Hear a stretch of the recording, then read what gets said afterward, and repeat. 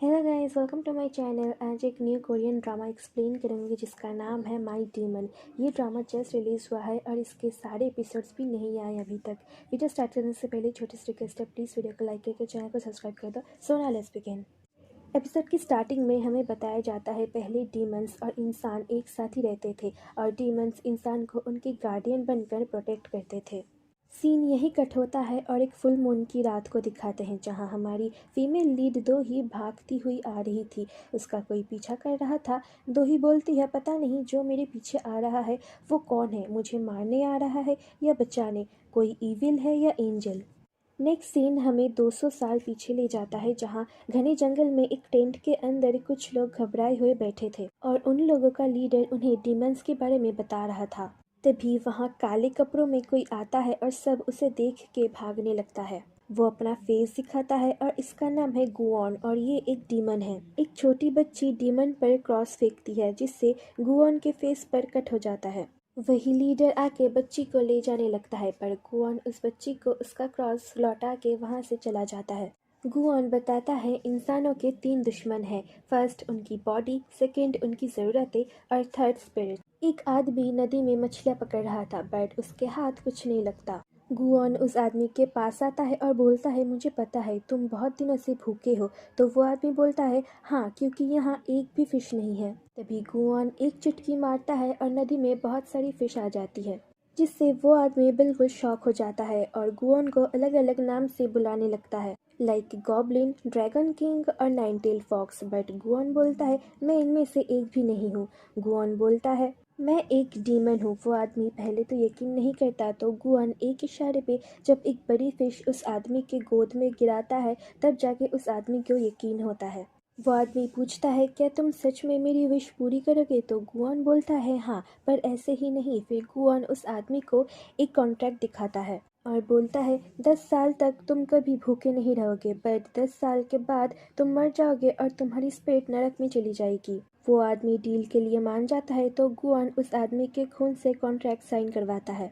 उस आदमी के पास अब फिशेस की कोई कमी नहीं होती और गुऑन उससे ये बोल के चला जाता है, अब 10 साल बाद मुलाकात होगी। पीछे वॉइस ओवर में हमें बताया जाता है कि डीमंस इसी तरह हम जैसे इंसानों की मजबूरियों का फ़ायदा उठाते हैं। अब सीन शिफ्ट होता है सीधा 2023 में जहां कोरिया के बेस्ट सीईओ का अवार्ड दोही को मिलता है। दोही की कंपनी एक बहुत बड़ी फूड और बेवरेज की कंपनी है जो कोरिया में बहुत फेमस है। नेक्स्ट डे दोही अपने दूसरे ऑफिस जा रही थी पर तभी उसे एक कॉल आता है और वो उसे इग्नोर करती है। तो दोही की सिक्योरिटी मिस शिन बोलती है, आप हमेशा इसे इग्नोर नहीं कर सकती। तो दोही बोलती है, मुझे ऐसे फालतू के ब्लाइंड डेट्स पर कोई इंटरेस्ट नहीं है। तभी दोही की दादी जू का कॉल आता है। जू दादी बोलती है, ब्लाइंड डेट पर गए। तो दोही बहाने बनाने लगती है। जू दादी जो हॉस्पिटल में थी तो वो बोलती है, अगर तुम ब्लाइंड डेट पर नहीं गए तो मैं भी अपना चेकअप नहीं कराऊंगी। तो ये सुन दोही को मानना ही पड़ता है। दोही मिस शिन से पूछती है, उस लड़के को कितनी देर तक झेलना पड़ेगा? तो मिस शिन बोलती है, बस 30 मिनट तक। तो दोही अपने ब्लाइंड डेट से मिलने चली जाती है। अब गुआन को दिखाते हैं जिसके आसपास बहुत सारी घड़ियां लगी हुई थी और ये घड़ियां एक एक इंसान की लाइफ लाइन है जिन्होंने गुआन से कॉन्ट्रैक्ट साइन किया था। उसमें से एक घड़ी में जैसे ही 12 बजता है तो गुआन निकल जाता है एक माफिया बॉस के पास जिसने बहुत सारे पैसे की विश की थी। उसका 10 साल का टाइम पूरा हो चुका था तो गुआन उसे कॉन्ट्रैक्ट दिखाता है। वो आदमी गुआन को कॉन्ट्रैक्ट बढ़ाने बोलता है और बहुत सारे ऑफर्स देता है मेरे बदले मेरे सारे लोगों की स्पिरिट्स को ले जाने के लिए। बट गुऑन उसका एक नहीं सुनता तो वो आदमी अब गुऑन पर अटैक करता है पर इसका कोई फायदा नहीं होता क्योंकि गुऑन तो एक डीमन है। अब उस आदमी के दिल में दर्द होने लगता है और वो आदमी मर जाता है। गुऑन जाने लगता है और माफिया के गुंडे अंदर आके उसकी बॉडी देखता है और एक आदमी ने गुऑन को जाते हुए देख लिया था। गुऑन के ऑफिस से अब उस माफिया बॉस की घड़ी गायब हो जाता है। दो ही रेस्टोरेंट पहुंचती है। वेटर बोलता है, रेस्टोरेंट को किसी एक आदमी ने पूरा बुक कर लिया है। तो दो ही सोचती है वही ब्लाइंडेड वाला आदमी होगा। तो वो वेटर को बोलती है, मैं उस आदमी की गेस्ट हूँ। तो वेटर उसे टेबल पर ले आता है। दो ही आके ही उससे बोलती है, मेरा किसी लड़के में कोई इंटरेस्ट नहीं है। बट वो आदमी जब पेपर नीचे करता है तो वो और कोई नहीं गुआन था जिससे जब दो ही देखती है तो देखती ही रहती है। दोही की बात सुन गुआन रिप्लाई देता है, तुम शादी किसी से भी करो, मुझे इससे कोई मतलब नहीं। तो दोही हंसते हुए बोलती है, तुम में कोई मैनर्स नहीं है। तो गुआन बोलता है, मेरे सामने किसी भी इंसान की कोई वैल्यू नहीं है। तो दोही गुस्से में जाने लगती है, तभी जू दादी दोही को मैसेज करती है, कुछ गड़बड़ मत करना वरना तुमको पता है मैं क्या करूँगी। तो दोही अपने फ़ोन में 30 मिनट्स का टाइमर लगा देती है और टेबल पर बैठ जाती है। गुआन बोलता है, इस रेस्टोरेंट को मैंने बुक किया है इसलिए तुम कहीं और जाओ। पर दोही दूसरी तरफ फेस करके उसको इग्नोर मारती है। तो गुआन को बहुत गुस्सा आता है। अब दोही के असली ब्लाइंड डेट को दिखाते हैं, मतलब दोही गलती से किसी और रेस्टोरेंट में जाके गुआन को अपना ब्लाइंड डेट समझ रही थी। वो आदमी दोही का प्रोफाइल देख रहा था तो उसके साथ हमें भी पता चलता है दोही के मॉम डैड बचपन में ही गुजर गए थे और मिराई ग्रुप की चेयरवुमन जू ने दोही को अडॉप्ट कर लिया था। दोही गुआन से सवाल पे सवाल पूछे जा रही थी जिससे गुआन बहुत इरिटेट होता है और बोलता है, चुपचाप बैठो। तो दोही बोलती है, कुछ मिनट्स के लिए चुपचाप बैठो और शांति से बात करो।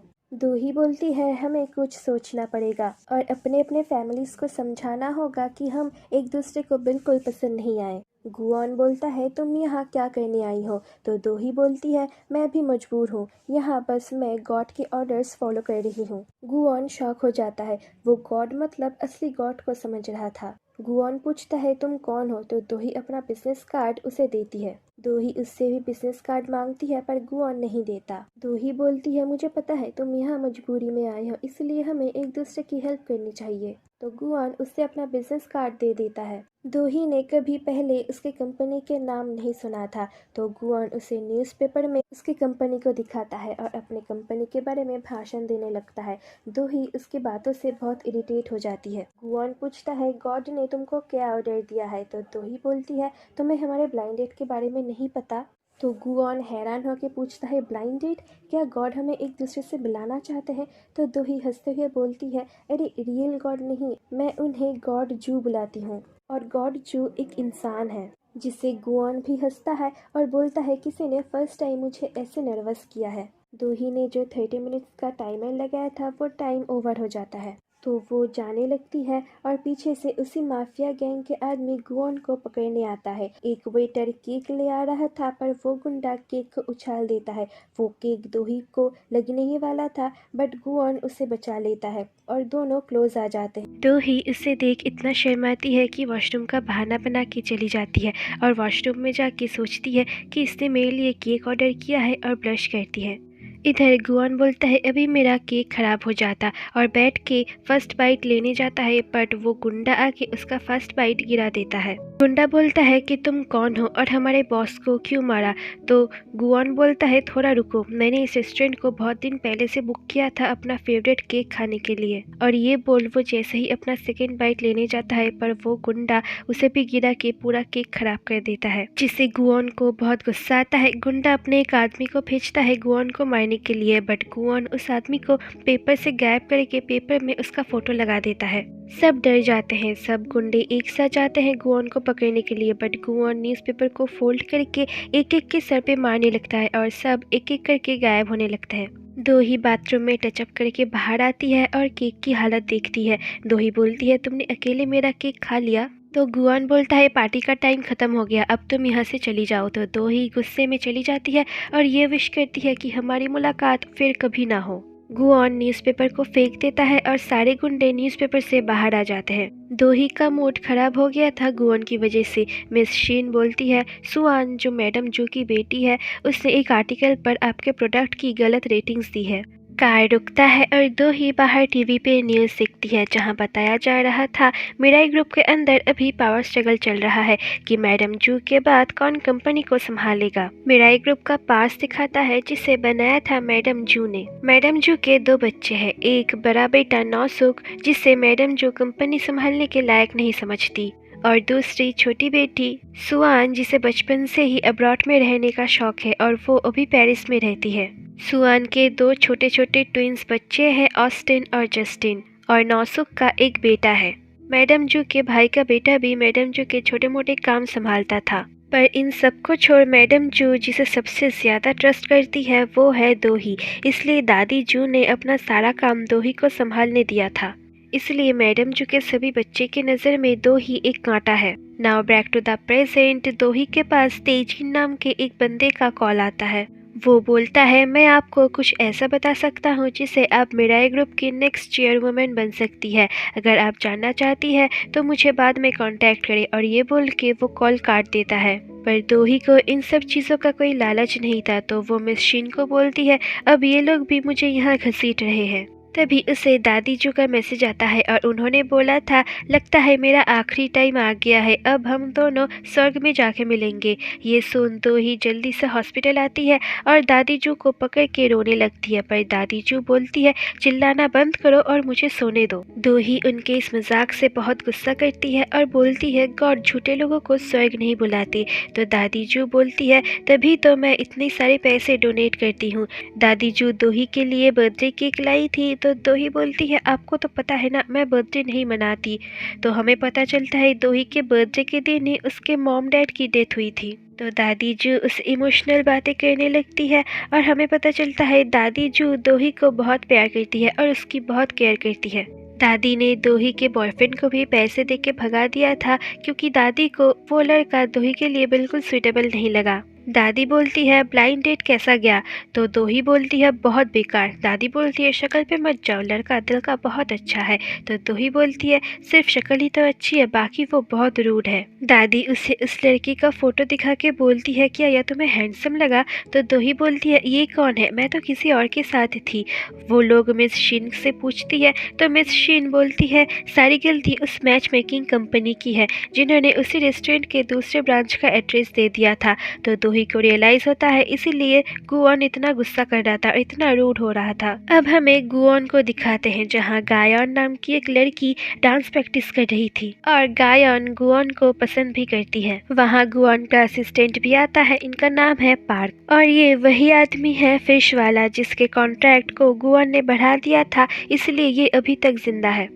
इधर मिस शिन दादी जू के कहने पर गुओन को कॉल करती है और दोही ने जो उसका इतना टाइम वेस्ट किया था उसका भरपाई करने के लिए, पर गुओन बहुत रूडली मना कर देता है। तो दोही बोलती है, देखा ये कितना रूड है। तो दादी बोलती है, भूल जाओ उसे और अपने लिए कोई अच्छा सा लड़का ढूंढ के शादी कर लो, क्योंकि मैं मरने से पहले तुम्हारी शादी देख के जाना चाहती हूँ।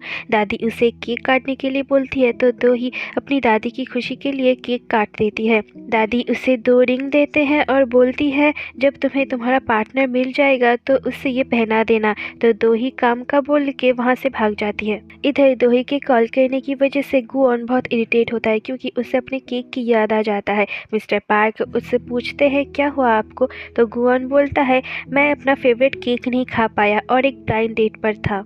तो ये सुन स्टेज पे डांस कर रही गायोंग बोलती है, तुम किसके साथ ब्लाइंड डेट पर गए थे? क्या वो लड़की मुझसे भी ज्यादा खूबसूरत है? तो गुओन शॉक हो जाता है, इतनी दूर से इसे कैसे सुनाई दिया? ये बोल के वो पार्क के साथ भाग जाता है। अब सीन वही आदमी तेजिन पर आता है, उसे एक आदमी मार देता है। गायोन गुओन के पास आके उस लड़की के बारे में पूछती है, तो पार्क बोलता है, ये बस एक मिसअंडरस्टैंडिंग था। और हम जान पाते हैं पार्क के साथ साथ गायोंग भी गुओन के साथ बहुत पहले से है, क्योंकि गुओन ने इन दोनों का कॉन्ट्रैक्ट बढ़ा दिया था। पार्क और गायोन अपनी बातों से गुओन को इरिटेट करता है। तो गुओन बोलता है, मैंने बेकार में ही तुम दोनों को जिंदा रखा है। तो पार्क उसे चिढ़ाते हुए बोलता है, आपने हमें जिंदा इसलिए रखा क्योंकि आप खुद अकेले नहीं रहना चाहते। तो गुओन रिप्लाई देता है, मैं इतने सालों तक अकेले ही था, तुम जैसे इंसानों को क्या पता, डीमन होने का एक अलग ही मजा है। तो ही बीच पर आके अपनी मॉम डैड की यादों को याद करने लगती है। रात हो जाता है और गुओन एक ऐसे इंसान को ढूंढ रहा था जिसे मदद की ज़रूरत है, क्योंकि तब उसके मदद करके वो 10 साल का कॉन्ट्रैक्ट साइन करवाएगा। इधर बीच पर जब 12 बजता है तो दोही बोलती है, आखिरकार मेरा बर्थडे खत्म हुआ। उसको पिक करने के लिए कैब आता है। थोड़ी दूर जाने पर दोही अपने फ़ोन में देखती है जिस कैब को उसने बुक किया था उसकी लोकेशन अभी भी 17 मिनट दूर का दिखा रहा है। दोही ड्राइवर को पूछती है, तुम कौन हो? और ये वही ड्राइवर था जिसने तेजिन को मारा था। वो किलर अब दोही को क्लोरोफॉर्म संघाता है। दोही बेहोश हो जाती है और वो किलर बोलता है, तुम्हारी मौत की वजह मैडम जू है। दोही ड्रामा कर रही थी बेहोशी की और वो उस किलर को धक्का मार के भाग जाती है। और यही सीन हमने एपिसोड की स्टार्टिंग में देखा था। गुओन जो अपना शिकार ढूंढ रहा था उसे दोही दिख जाता है। वो उसके पास आने लगता है और दोही सोचती है कि ये मुझे बचाने आ रहा है या मारने। दो ही गुओन को हेल्प करने के लिए बोलती है, बट गुओन बोलता है उससे पहले तुमको एक कॉन्ट्रैक्ट साइन करना होगा। दो ही घबराहट में मान जाती है। गुओन उस आदमी को मारने जाता है। दो ही कार के पास जाके कार को स्टार्ट करने लगती है। तभी गुओन उस किलर को कार के ऊपर फेंक देता है। दो ही कार से बाहर आती है और देखती है गुओन की आंखें पूरी लाल है। दो ही उससे बचने के लिए ब्रिज रेलिंग के उस पार छुप जाती है। गुओन उसके पास आके अपना हाथ बढ़ाता है और बोलता है तुम्हें हमारी डील तो याद है ना। तो दो ही उसका हाथ पकड़ लेती है और गुओन के हाथ का क्रॉस ग्लो करने लगता है। तभी वो किलर गुओन की तरफ तेजी से गाड़ी लेकर आ रहा था। गुओन चुटकी मारता है पर उसका पावर काम नहीं करता। दो ही गिरने लगती है और गुओन भी उसके पीछे कूद जाता है। गुओन पानी में बेहोश हो जाता है और दो ही गुओन को बचाने आती है और जैसे ही गुओन का हाथ दो ही पकड़ती है तो गुओन के हाथ का क्रॉस दो ही के हाथ में ट्रांसफर हो जाता है और दो ही भी बेहोश हो जाती है। दो ही को जब होश आता है तो वो समंदर किनारे थी। वो गुओन को देख के उसके पास जाती है। गुओन दो ही के हाथ में उसका क्रॉस देखती है और हैरानी से दो ही को देखने लगता है। तभी एक बड़ी सी वेव पत्थर पर लग के उन दोनों के पास आता है पर वो वेव रुक जाता है। दो ही हैरान होती है और फर्स्ट एपिसोड यहीं पर ख़त्म हो जाता है। गाइज, इस ड्रामा के एक एक एपिसोड बहुत ही ज़्यादा लंबे लंबे हैं, इसलिए मैं सोच रही थी कि मैं इसके एक एपिसोड को 2 पार्ट्स में डिवाइड कर दूं। इससे वीडियोस जल्दी आएगी। सो नेक्स्ट पार्ट के लिए जल्दी से चैनल को सब्सक्राइब कर दो और वीडियो को लाइक कर दो। मिलूंगी आपको इसके नेक्स्ट पार्ट में, तब तक के लिए बाय बाय।